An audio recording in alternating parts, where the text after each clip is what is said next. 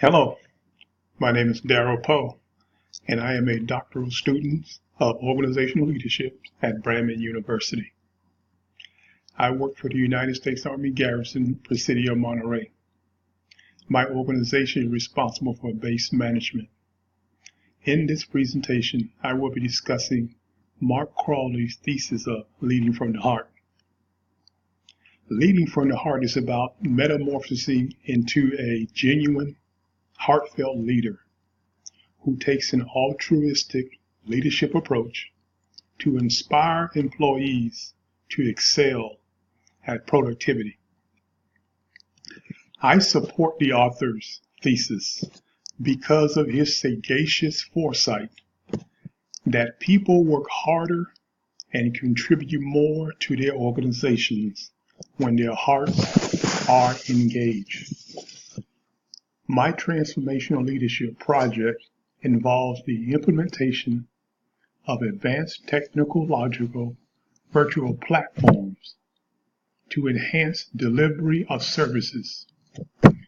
Presently, my organization conducts the majority of its business the old-fashioned way, face-to-face and email.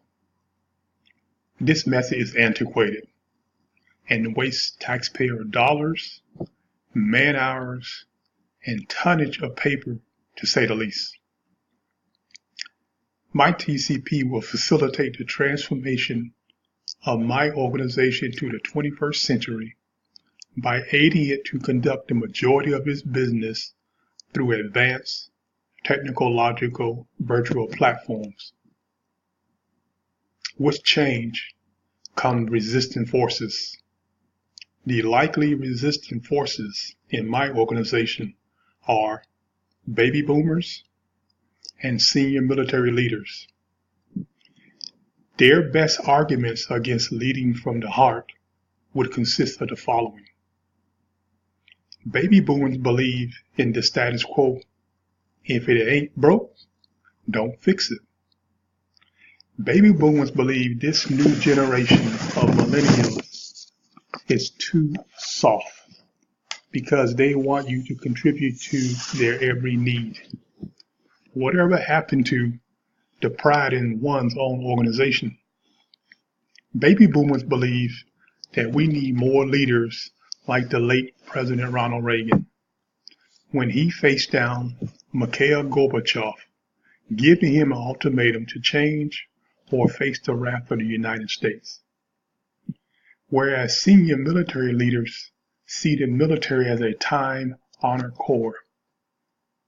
The military wants leaders who are mentally and physically tough.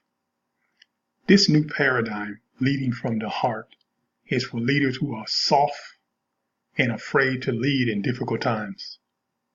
Furthermore, senior military leaders will argue that this new paradigm is a waste of time and money.